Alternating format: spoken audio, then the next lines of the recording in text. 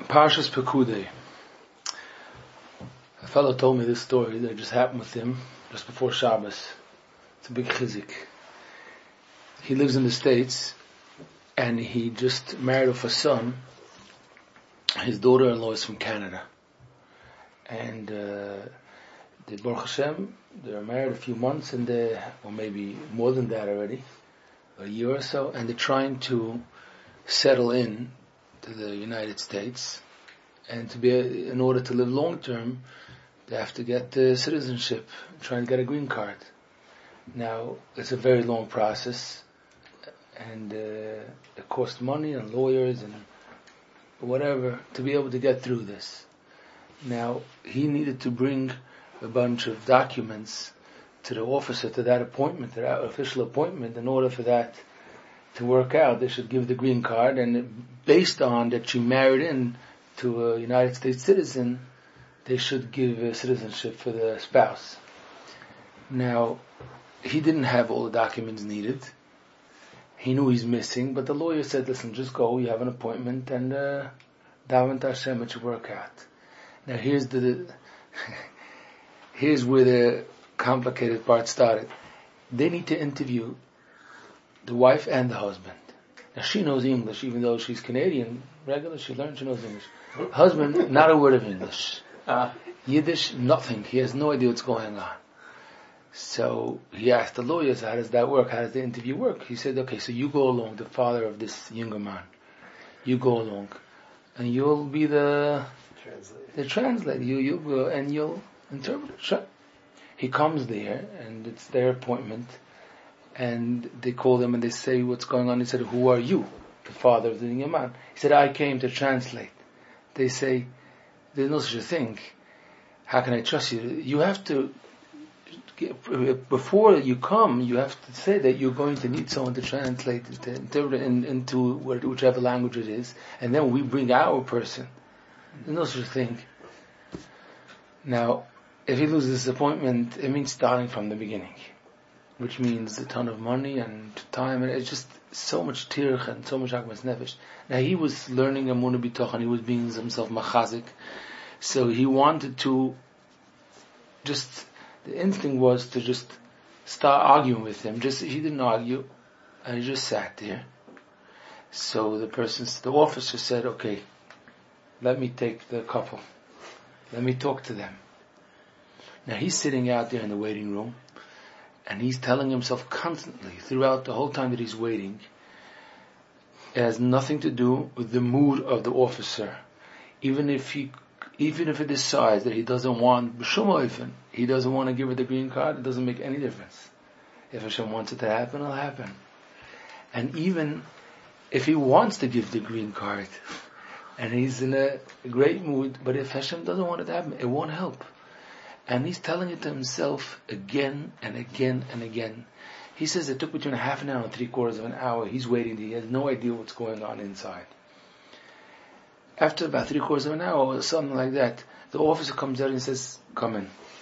He tells him, sign this paper that you're going to be the one to translate. And he says, okay. Now, he asks him a few questions, and then he just gives him the green card. He gives him his signature, it's done. She's a citizen. Now they come out. He asks the son of his what happened inside. He says, you want to know what happened? We get into this room, and he says, so who's the United States citizen? He says, he shows, he says, he starts talking, he says he doesn't know English. He says, she knows English, she's Canadian. So you're a citizen and you don't know a word of English? What's with you? He starts saying he went to private schools and he didn't, and he was giving him a whole drush, telling you what's going on. It doesn't make any sense. And what do you think you're doing? Okay, he finishes his whole hashkafa shir to explain why he's so crazy. There's no a word of English. He turns to the papers, to the document. He says, "What's going on? What did you think? You're missing half the documents. You really thought you're going to be work? It doesn't work like this. You can't. There's no way I can help you." So they said, "I don't know. Call the lawyer." He says, "I'm not calling any lawyer. I'm not calling any lawyer. You don't have the documents. You don't know. I don't have someone to translate. This is nothing doing." And he's This was going on for half an hour. He was giving it to them like that. And just the middle. He said, he saw the number of the lawyer. And he calls it on his own. After saying, I'm not calling the lawyer, calls the lawyer, speaks to him a few minutes, calls him in and just gives him the green card. The senior man has told me the story. He was still on the Roshim. He was still so excited and overwhelmed. He says, I married off a few children. I have seen things in my life, but this I never saw. He says, I never saw such a nes. It has no mahalach. It's just, it works. I guess when a person is connected to Hashem, it works. It's important to have these stories. Not always we experience a success story just like that, but that's how the system of the world works. If we're connected to Hashem, I must add that this person said like this. He said, I want to be honest. I'm saying the story. I did call my in-laws, and one person went to the mikveh, and one person said Reb Shai, Reb Moshe. He says, it's true. But he says, well, how do I know that it was my Amunah B'Tachon? He said, I'll tell you, very simple. Because it's for sure that if I wouldn't have studied Amunah B'Tachon, I would have definitely ruined everything, for sure. Because even if they said Reb Shai, Reb Moshe, I would have argued with that officer. That's me, I know myself. I would have went into massive fight. And that's for sure that I didn't do it just because of Amunah B'Tachon. So, however you want to turn the story, this is the success story. A very important yesod in that the Chavis Avos explains that when we see tzaddikim suffering, tzadik v'raloi, what could be the reason? Doesn't it say in the Torah that if a person keeps Torah mitzvahs, they're going to their needs are going to be met? So the Chavis Avos says, listen, it could be that they have an avera from the past, and Hashem wants to take it off. And even though he's a tzaddik right now, but Hashem wants to make sure that he comes to that world all the way clean without any averis. Or the Chavis Avos adds, it could be something else. It could be ala tmura. It means instead of the Hashem wants to give him more olam haba. That means, let's say the person has no avera, but still, the Hashem wants to add and give the person even more tainug olam haba. So we know that if a person has yisurim in this world, they get reward in the olam haba. They get reward for the yisurim themselves, not for doing avodas Hashem despite yisurim. If a person has yisurim, even if they didn't have any averis, if they had yisurim, let's phrase it the way you said, and then they didn't fight the yisurim, because when a person fights yisurim, he's in trouble because he's fighting Hashem and he's upset. So just the fact that a person is accepting those yisurim, so the olam haba of the person just doubles and triples. So that could be the reason why. It means it could be that there's no avera, but that's what's going on. That's what it says. And that's it's based on the Gemara Masechtes Brachos, that a person should check out. Maybe they weren't learning enough, maybe Bittul Torah, maybe Avera. But if a person checked all of that, and he knows that he has none of the above, which is not so simple, a person is able to say, no Bittul Torah, but he should know it's Yisurim Shel Ahava. And what does it mean, Yisurim Shel Ahava? So Rashi says in Masechtes Brachos, Daf Heyom with Aleph, Rashi says, HaKadosh Baruch Hu meyasroi b'yisurim b'lo shum chet v'avoin. Hashem makes him suffer without any sin, k'dei laharbo schore b'yam haba, just in order to be able to have more schar b'yam haba. There is such an idea, such a concept. Now the Pnei Yeshua, Masechtes Brachos, on that Gemara says, if I may ask, the Pnei Yeshua says, what does that mean? How could it be Hashem should just like that give Yisurim B'lishum Oven, just because Hashem wants to give more schar Olam Haba? Even a boss of Adam would never do that to their best friend, to say, listen, I have something else that I want to give you, so come here, let me slap you up, let me just kill who knows what around the person because I have something else. There isn't any system like that. That's what he says. He says, Afilu midas boss of Adam, liyaser es hoyavoy, to make the friend suffer, kedei litalei matonas harbe.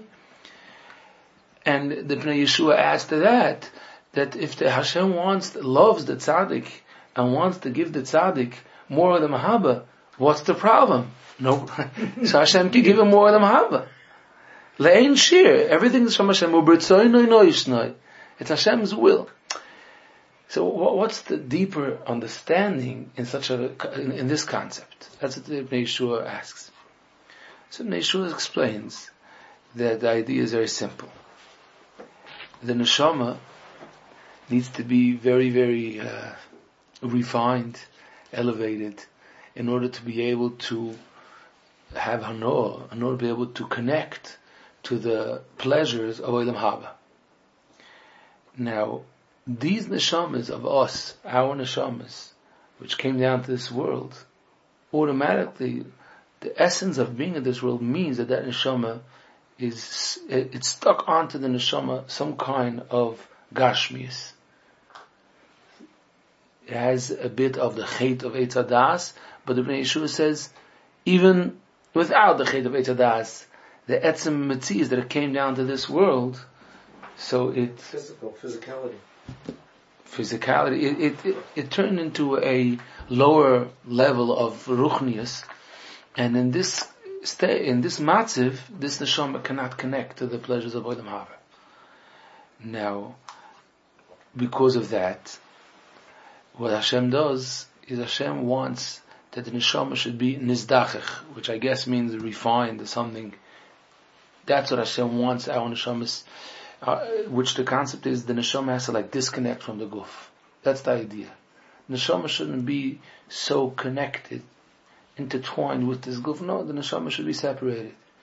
It's like the neshama uses the guf just for what it needs, let's say to be becoming a mitzvah or something like that, and then the neshama doesn't dip in to all this materialism, all this gashmis, the things of this world. It just doesn't.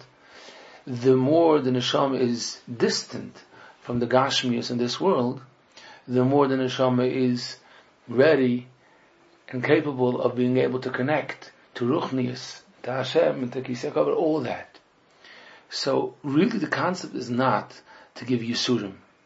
The concept is there's a neshama, and this neshama, there's endless levels of how refined this neshama could be. So Hashem takes the neshama to a higher level, to be more and more refined. This is the goal. That's where the neshama is supposed to get to. That's why a person came onto this world, to get Olam Haba. So, just again, this question may sound a little crazy, but I've heard it from people. In other words, here it's talking about Kadosh Baruch Hu giving the Tzadik Yisrael. Right. But a person can say, I can do that myself. I can be miyasser myself, like the Goyim do, what they call their holy people. I'll do tzayin myself, I'll do gilgulei shaleg, I'll do whatever, I'll be machlish my guf, and then I'll be able to enjoy ruchnius and olam haba. My neshama will be separated from my guf. So that's a very important question. Why can a person do all kinds of yisura haguf? Yisura haguf, they do crazy things to their body in order to be able to be refined, let's say. Mm-hmm. So we know that the neshama could only get refined if it goes with the Torah. Because everything else, there is no other system to reach Olam Haba. Hashem gave us the Torah, and when we connect to Hashem, that's how a person gets refined. Let's say a person would go and burn their fingers just because. It wouldn't help anything. It's not the Yisurim as in, it's just because they're having Yisurim. It's the person connecting to Hashem. Now, Yisurim is a massive keli, it's a tool to be able to connect to Hashem. When a person doesn't have anything to rely on, and a person relying on means they have even physical pain, and they could only keep themselves alive and happy and full of energy just by thinking of Hashem, that's what we call something that's really refining a person. Or, for example, when a person has nisyonis, it's hard for a person, ben adam lachaveira. A person just keeps their mouth shut, even though someone is telling them how crazy they are. Or just being mevater on money. It means they could really put up a fight and they feel that they're right, but still, just in order not to make machloikis, so they waive it. They say, okay, Hashem knows us. If it's basher to me, I'll have the money anyways. This is kind of Yisurim, real life Yisurim, which Hashem gives us situations, and Hashem wants to see how do we react. That refines a person, because the person becomes closer to Hashem. But a person jumping off a roof just because, it just makes him further from Hashem. It doesn't refine the person. The refining that we're talking about is about connecting to Hashem. That's what we call. Even if the guf is pulling one direction, the person is fighting to go to the direction of Hashem. Only that's called refining and being able to connect to the pleasures of Olam Haba, because in Olam Haba, the ta'anugam of Olam Haba is being close to Hashem. Not about fighting the guf. The guf is going to go away anyways. It's about how connected the neshama is. Now this is the Bnei Yeshua's explanation. So Bnei Yeshua is saying that we're supposed to look at every matzav that a person goes through, that it's not that Hashem is giving them Yisurim. Let's stop to call it Yisurim. It's opportunities that are tough and challenging, but we see any person that opens their eyes understands that if they understand what are the two ways how to act in this matzav, it means Hashem just gave me opportunity to be boicher, to choose to use the harder way, the tougher way. It's challenging and sometimes it's really, really painful, but that's the way how I connect to Hashem. So that's how they look at it. So Hashem gave opportunity to disconnect from the guf is pulling one direction, and they should be working on themselves to go towards the other direction. That's how they call, that's the name, that's how they name every given situation that Hashem gives them. So Hashem didn't give them Yisurim as an oynish or something as trying to push them away and then you're going to get schar. It's just exactly like if we would use the example of a Tetris game. That the first level, very simple, just put the pieces in place. Learn a little bit, and daven, oh beautiful, 10 points. And then you reach level 2. And it goes quicker, or there's already messed up pieces, and you have to figure out, and it's almost finished, and you have to work quick. So there's a game board, that's really what it is. Hashem just gives you the board, more complicated board, and sees, okay, now you have the opportunity to set the pieces of the puzzle straight, and for that you get Olam Haba. The part that it hurts is just like a simon, what's happening. A lot of times when the doctor wants to know if something is working, say, oh, it hurts? Okay, it's a good sign. It means you're doing well. Because it's showing you how the guf is fighting with the neshama about what to choose. That's what's happening. And that's in any situation. Even people will say such examples. We have mentioned in the past, people that go through trauma, which is next level of pain. It's not just, it's hard. It's very, very deep. And it's to the extent that a lot of times it makes a person shut down. Just plain shut down. And they can't. They feel they can't continue. And it's very scary and painful and whatnot. But really, it's a very, very high level of Tetris, if we're going to use that example again.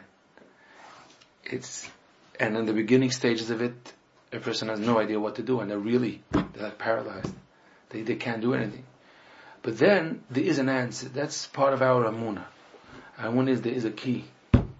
Because if we think into it, they say, go to a professional. True. Professional is a very important thing, but let's understand something. What will the therapist do in the end of the game? They will teach the person thought process, a new type of thought process. They would reach deep understanding that the person doesn't know and help them crawl out of it. But the bottom line is, you know what that is? If it's done in the right way, it's connecting the person back to the source and back to Hashem. That means which thought process, what's right and what's wrong, if a person would reach the levels of Amunah that's needed to be able to treat this level of problem, whichever they are, that's the cure. That's the cure for such situations. Now, there is situations where neurological or whatever it is, that sometimes medicine is needed, or sometimes just to go over the border. There is such matzav, and we're not trying to say a psanu sheet or something like that. We're trying to understand that idea, the concept. The concept is that Torah is this complicated situations that a person gets. They get a board, they get that. And in the beginning, they don't know what to do with it. So they're depressed, and they try this, and they fail, and they try that, and they fail, and very, very frustrated in the middle. They're very, very frustrated. But then, the bottom line is that there is that magic formula that the Torah has, that's the answer to this maze. There's so many times that Rubik's Cube, a person's trying to do it this way, that way, there's an answer. There is as frustrated as you could be, there is an answer. And then when you think, nobody could do it, and then you go to that professional and just, in 2 seconds he puts it. You say, what did it take? There's a soil. We need a lot of tefillah, and a lot of ishtadlus, and a lot of rotzen, and emunah to believe that the Eibishter has the answer, even though I don't have no way how to grasp it. But that's how we should look at Yisurim. There's only Yisurim as long as I didn't figure out the Rubik's Cube. That's as long, and once I figured that out, then there isn't a Yisurim, because things fall into place in the mind. And when things fall into place, then there isn't any Yisurim. And the schar is for reaching that level of emunah, which will bring the answer to this equation. It's sometimes a person go through years until they find the answer. But in the Torah there's the answer. And Hashem has the answer, and Hashem gives the answer. And the idea of Yisurim is to get the person to be able to put information in their mind to an extent to be able to ease those Yisurim to a level that they could live and be happy and excited. That's the concept of the Yeshua and the Chavis Avos. In short, how could it be Hashem gives Yisurim in order to give a person Adam Haba? Answer is, we don't have always the exact definition for Yisurim. Yisurim is a case, a board game, which you need to figure out the pieces of the puzzle. That's what it is, which is an opportunity to be able to get refined, because that milchama that the person has is, we're putting the pieces of the puzzle there as a milchama to think the right thoughts instead of the wrong ones, which will cause the person to do the right act instead of the wrong ones. And as I write, that is the milchama, and that makes a person, refines the person, and Hashem Pasha wants to elevate the person. And to conclude, of course, a person could only take chizik from this if a person knows what their goal is. As long as a person wants to be comfortable, that's the goal, and they also want to be from Yid, why not? Yeah, okay, I mean, that's a tradition. I'm a from Yid, or Chassidish Yid, or whatever it is. But then now my goal is to be comfortable, then it's going to, one day there's going to be a big conflict. It's not going to work. A person has no other choice, if the person wants to live Chaye Tainuk, Chaye Oinik. A person just wants to be on the right train, just to change the goal. We have no other choice. And then, everything, the person says, Hashem chose for me the next level, the next challenge. This is part one. Now, there's a very interesting Agra de Kala. Agra de Kala is one of the Svarim, one of the many Svarim of the Heilige Bnei Yisachar, which he was able to write with both hands, and while he was answering people's questions, very, very amazing Ilui, a nephew of the Ramila from Nezhensk, and in the Sefer Agra de Kala, he mentions it in Parshas Pekudei, happens to be this week's Parsha, but in length, it's in Parshas Vayechi. He explains something amazing. And every one of us could really connect to this shtickle. This is the piece that we could find ourselves in, not in like very high madregas. He brings a medrash. The medrash says, Hashem asked Avram Avinu, I have an offer for you. What do you want to choose that Yidden should be meshubed? That means they're going to have to go through something, Klal Yisrael. He says, one option is, Yishtabdu banecha, meshubed. How do you say meshubed? Enslaved. Enslaved? Enslaved. Okay, enslaved. He says, you want to be enslaved begehenim, that's one option, or b'malchuyos. It means, like we know, going in this world, that we're in Golas, and we have to be enslaved, that's it. We're Golasi, that's who we are. So Hashem gave Avram Avinu two choices, that's what the Medrash says. And Avram Avinu chose the Malchiyos. He picked it should be Malchiyos. And Yidden have to be in Golos. Yidden were in Golos Mitzrayim, and we know Golos Bovel, and Golos Yov, and Golos Mod, Golos Edom. Yidden, that's our situation. Now, the Kala, the Bnei Soscha asks, so what would that mean? That there's no Gehenna? I thought, they always told us there's a Gehenna out there. It's a very good question. The Mashgiach in the Yeshiva said, that's it. If you continue to shmooze in the middle of Seder, there's a Gehenna out there. What's the pshat? He says, the Sifrei HaNevuah and the Gemara and the Zohar, it's full of Gehenna. And they say the most very scary things about Gehenna. How could it be that it's Gehenna or that? And he chose the other one. So he says, in order to understand the answer, I want to ask another question. The Medrash says, Yishtabdu bonecha. Yishtabdu bonecha means not if they will have the concept of the Gehenna, just if while they're in Gehenna, they're going to experience the Gehenna enslaved in Gehenna. Yishtabdu beGehenna. He says, that's not the right word. That wouldn't be the way to explain Gehenna. Gehenna is Yisurim, Oynish. Shibud is more Eved, a slave, is enslaved, that's what we say. But it doesn't seem to stim. These two words don't go together. Yishtabdu beGehenna. He says, but Tizboinen. I want to give you a beautiful moshel, says the Bnei Soscha, and I'll explain all the above with this moshel. He says, when a choile, if you have a person that's not well, if the choile is with the full understanding of what's going on, with Yeshiva Das, they understand what their diagnosis is, they understand the problem, and he sees the doctor, and he loves the doctor, because he knows how much the doctor cares for him and does for him, and is preparing all types of medicines to ease the pain or whatever it is. He says, when you watch a patient in that kind of room, imagine a private hospital, gorgeous place, and you have a doctor, best doctor, but the doctor is a loving person and keeps on asking the choile, could I help you like this? Don't worry. He says, don't worry, you'll make it. Don't worry, just another little bit. The experience that the choile has is that the patient is not enslaved, that he's meshubed to the doctor to do what the doctor says. He says, no. He says, if the doctor says, I want you to sit up, he does it with a big simcha.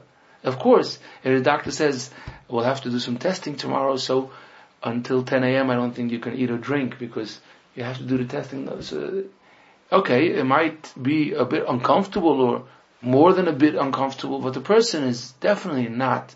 He doesn't feel like he's in jail following orders because he's petrified. That's not the what's going through the patient's mind. But if the patient is mevulbul b'daita, which means totally mixed up, and he has no idea why he's in the hospital, and why they're doing these crazy tests on him, and why he's in pain, and what the doctor wants, and then the doctor, a real scary doctor, comes in and says, okay, you're not eating anything tomorrow morning, I want you to know that. And look at me, you got it? I want you to sign.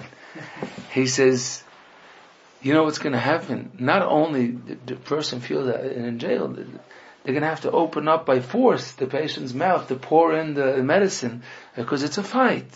And unfortunately, there's a lot of such situations. The example is Nebuchadnezzar and Nimshal. There are such cases, and there are such cases. It's very example that holds true even today's days exactly the way it is.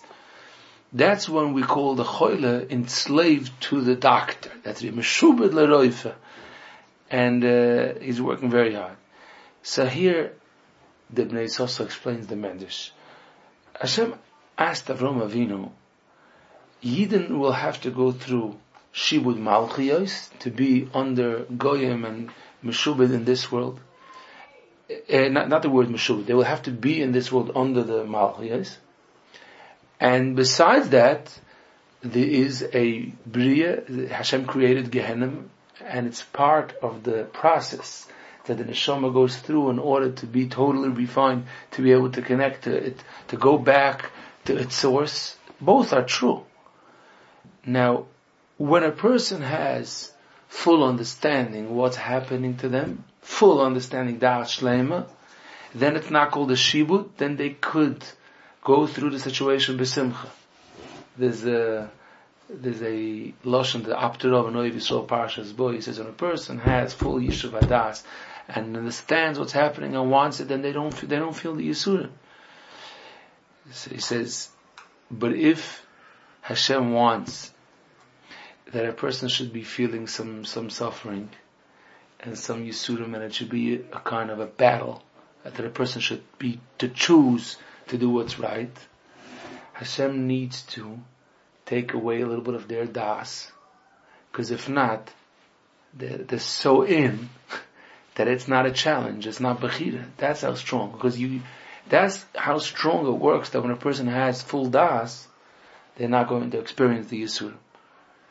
So, and interesting, he says, he adds that it's even in the doctors, in the medical world, sometimes if the patient doesn't put up any fight, it wouldn't work. That's what he says. There needs to be some type of fight inside the body in order for it to be able to click. That's what he says. So he says, Hashem asked Avraham Avinu, my question to you is like this. Would you rather that the Yidden should be missing das when they're going through the Malchuyos, or rather when they're in Gehenna? When should they experience that they understand what's happening, and because of that, they don't have to suffer so badly because they have full understanding? And when I'm going to minimize the amount of das, and there's going to be some type of fight. Sometimes they have it when they give, when the doctors give, they numb the person. How do they call it? Anesthetize, and how do they call it sometimes for women when they give birth? They give epidural. So they have levels. How numb? They have levels. Now sometimes they don't want that it should be full. It's not good. They want the person to be able to feel what's going on. So they try to put the levels just enough. Mamish, such an idea that the Bnei Yissaschar say. And Yissaschar says that Hashem could choose to put it in whichever level Hashem wants the person to go through. So Hashem asked Avraham Avinu, when should Yidden be having the Da'as Shlema, and then it's not called Meshubit? Then they're not enslaved to the situation. They just, even if they're going through something, but they can do it. And Avraham Avinu said, I choose that Yidden should go through this here in this world. So in order when they're in Gehenna, the Neshama should understand. And even if there is some kind of cleansing and refining, but there's Da'as Shlema, and it's a very, very big Yeshua, because if a person has Da'as Shlema by the Yisurim of Gehenna, that's such a good matana, because it's worse than the Yisurim here. And if you have Da'as Shlema, it helps immensely to be able to go through it and feel Baruch Hashem, not to want to run away. That's this concept of this Bnei Yissaschar. Amazing piece. But what does this teach us? This gives us such chizik, because we're always discussing the topics that we want to be talking. If we would have the right emunah, we wouldn't feel and we would want it, and you have to thank Hashem b'simcha, and everything is good and it's just fine. Don't even want the Yeshua. All this kind of talk. And then we find ourselves, when the Nisayon comes, we're human. And we do feel. And we feel we have to fight, or we're frustrated, and we're trying to put up a show that we're not frustrated. We have this conflict inside. The Bnei Yissaschar says it's just perfectly fine. As long as you're trying to do the right thing, as long as you're fighting your thoughts, that is the idea of Bechira, that there should be a back and forth. There should be some kind of mulchama. Now, that's how it is. If a person would learn Chavis Avos one time and say, okay, I'm done. I just needed to know that. Once I know this piece of information, I have no idea why people are struggling the last 10 years. I didn't have anything going through my life. It's not like that, because it's supposed to be like that. It's so beautiful. And Hashem, Avraham Avinu chose it to be that way. So, once again, let's take the above information and put it together to the Tzadik Virali idea, this concept of Tzadik Virali. We have a Tzadik and he's suffering. And we don't understand why the person is suffering.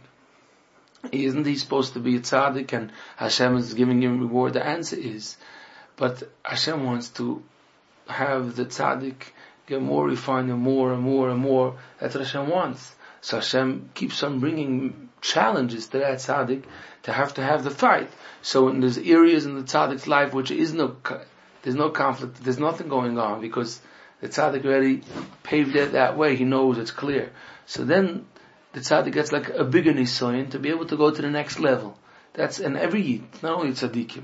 Every single yid, Hashem wants to refine the person and brings further challenges and bigger challenges as life goes on in order to make the right choices, even in tough, when a person has a doubt and it starts getting harder and complicated. So the refinement comes through fighting for the das shlema in that situation. Yeah. Fighting for the das shlema when it's not simple to have das shlema. When a person finds himself that someone's fighting them, imagine someone decided to go against you and is actively talking and he's busy spreading lashon haras and stories and you don't even know. It could get a person could feel like insane from such a massive. And to fight for da'at shlema is a very big fight. And to be calm and to do the right things. There's a lot of mitzvahs that are also involved. Not to have nekama and to have emunah and and not to say lashon hara. There's so many mitzvahs which a person has to fight to be then, but that really refines the person. Now, back to the question, after we learn this, so I don't understand. So how does this work out with what the Chabad Savovis says earlier in Shara Shlishi, that the whole reason why a person has to be mishtadel for parnasa, why a person needs to work, is because Hashem wants to test them to see if they can do the right thing, and Hashem wants to be able to keep them busy in order they shouldn't do chatoim, and they should constantly be, their mind should be Torah, they shouldn't be looking for chatoim and outside pleasures. But if a person is fine, if a person works on themselves, then they will see that they will have parnasa because they chose the right path beforehand, and they're makabel on themselves oil Torah, makabel on themselves old Torah, and then they won't have to go through all this. And here we see that a tzaddik has to go through this. How does this? Why doesn't it contradict? The bottom line, or let's ask this kasha simpler. So what ends up happening with Behoya Im Shemoya? What ends up happening with that the Pasuk says that if you're going to be, a person does mitzvahs, they get schar in this world. Is this true, or is the other, or the challenges are true? So one very simple answer. Let's give a simple answer which everybody could repeat. There are a lot of areas in a person's life, financially, how they're doing, family-wise, how they're doing, nachas, health, a lot, their growth, if they feel fulfilled, if they have a job, I'm not talking about the monetary, I'm talking about if they have a job that they enjoy, they have a seder that they enjoy, a success in a lot of areas of life. There's B'nai Chaim, and all around. Now, a person that's trying to be connected to Hashem and is really working on their emunah b'tochen, they got somewhere that they're at some level not doing the mistakes of Kita Aleph. I mean, they really chotched on the way. We can never say a person that has emunah b'tochen because there's so many levels in emunah b'tochen. It's not possible to say if you have it. We're saying if a person is trying to do what Hashem wants, and in a certain level they could say V'hoya Im Shemoya, then what's going to happen is that all around they will see bracha. Now, one area of their life, or maybe two, let's say dafka one, and it could even be three, but there's certain specific areas in their life that they will be experiencing major challenge because they're climbing a ladder because Hashem wants to refine them. But they will see a ton of bracha in different areas in their life, which they see Hashem is like, wow, pouring, it's abundance, and more, and they see and they feel the smile of Hashem. That explains that a person it doesn't begin to contradict, because at the same time you are feeling that Hashem is with you and you can see it, and you feel wherever Hashem's name is mentioned, there's blessing, there's a bracha, and there's so much going on, and at the same time you feel that there's midterms coming, there's finals. I mean, you're also working very, very hard in a certain area in your life, because you know Hashem wants to bring you to the next level. So that's a simple answer. It's a very, and if you look in people's lives, especially people that are not totally lost, that's what's important. Not people that have questions and everything, and they're bitter. No. People that they try to have a munah b'tachon, they work on the munah b'tachon, and you wouldn't find them saying out of their mouth that they're mad, and they don't understand why Hashem is doing it. I'm talking about people that know they don't do that. You'll see. For some reason they have a ton of success. Those Tzadik v'ra'alois, if they're in the right path, have beautiful things happening to them, and they could feel that it's above average. In a lot of areas, above average. And then they have a big nisayon. Hashem is testing it with a nisayon. So, it's such a beautiful explanation. And the Chavez Avos is never meant to say everything. It's not like you find people and you say everything is wrong. Sometimes that's the situation. But usually if that's the situation that they're messed up, then you'll see inside. Here also they're messed up. And we could try to help them. And they should learn the Torah and slowly start working on it to go on the right path. But it's very, very important to know this as a simple answer. It's not the only answer. There's more to it. Like the Chavez Avos says clearly, the Chavez Avos says that there's so much equations, there's so many different factors that we can never be medama one person to the next. That's what the Chavez Avos says, because there's Averis and there's the Osid. But this is an answer where a person could actually connect to and can watch themselves say, okay, this will be my nisayon, I guess, for now. This is like a heavy one. This is a big nisayon. Let me try to work this nisayon out. Where do I need to get to in this nisayon? Let me put the pieces of the puzzle in the right way. Let me daven to Hashem. It's a challenge. But look how much bracha I have, and that's proving to me that Hashem is with me, and that I can say V'hoyim Shemoy with the biggest gishmak. That's a simple answer. Okay.